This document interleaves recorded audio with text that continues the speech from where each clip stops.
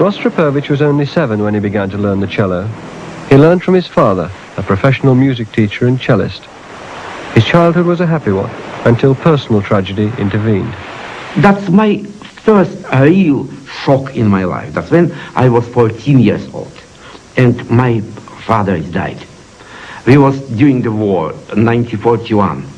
Our family coming evacuated from Moscow to the Ural. You know, that's Ural, that's Orenburg, the city Orenburg. Ural, that's exactly border between Europe and Asia. And that's mountain. And we stayed there 2 years, and very, very difficult time in my life, most difficult time.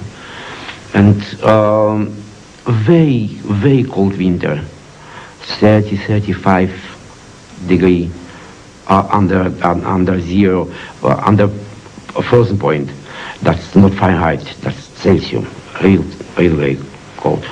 And in this moment we have no water, because water is freezing, frozen, yes, water, and we have not enough food. And father died, and my mother practically have no work. And I beginning work 14 years old. I beginning replace my father in music school. I was 14 years old, and my students between 22 and 25 years old was. And first time I understand I must have responsibility for my mother, for my sister, and this moment I beginning real work and real studies cello. A little bit late, but real serious. Until this, everything's coming to me very, very light.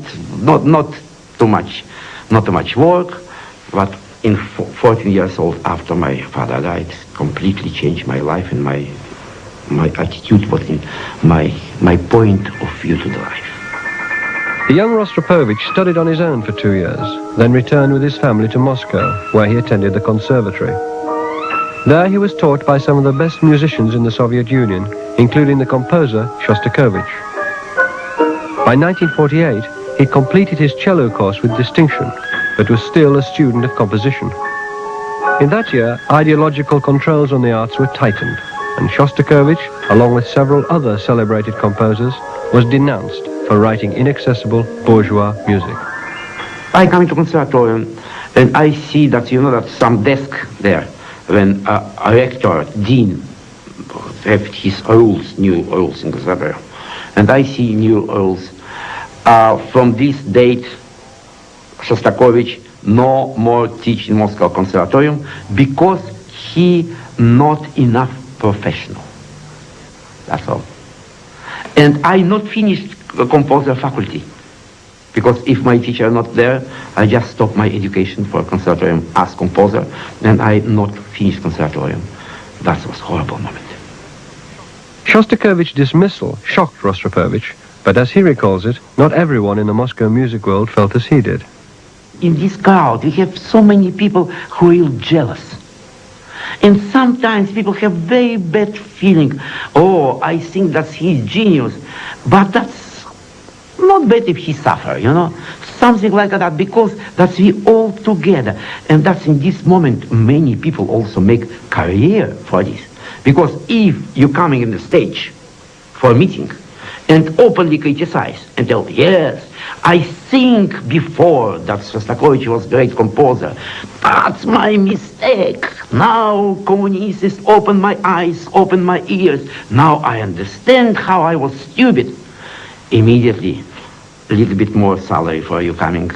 Immediately for you coming, some career possibility. And many people make career for this. Despite the fall of his mentor, it was at this time that Rostropovich's own career really took off.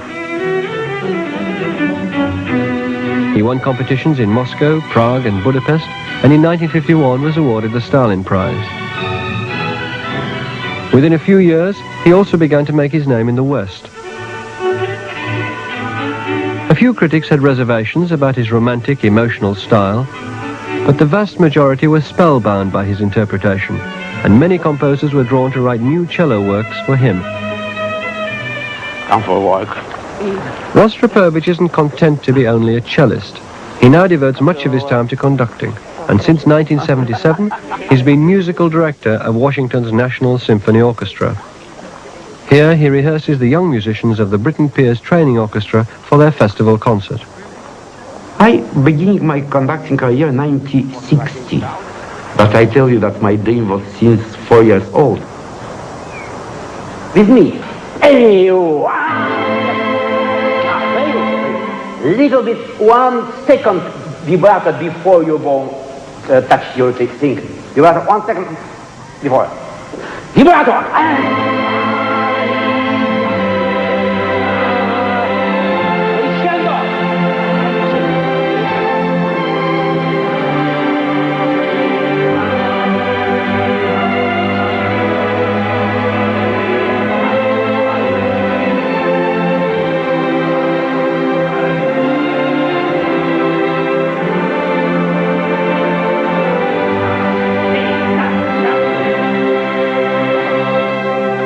Together 16, 1, 2, 3, 4, 5, 6, that's time. That's real beautiful music.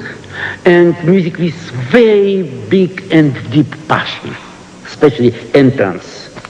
Must be real, if that's in England, you have 220 volts. I think for particularly this beginning must be have at least 440 volts inside of your heart, electricity. And I think always string sound for string groups, that's so warm and so excitement sound. That's I try make, of course that's for this make excitement and good sound must we have technical details, like a vibrato, like an attack for right hand bow attack, and especially we have difficulties when we change bow in the point. That's our strength for pressure to the strings coming a little bit out. And you know that we have 3 first notes with accent and another 3 eighths without accent, like a glue in your bow when we change. And you know Russian blood, very warm, that's already boiled, this blood. And very high blood pressure. Bow, vibrato. Crescendo!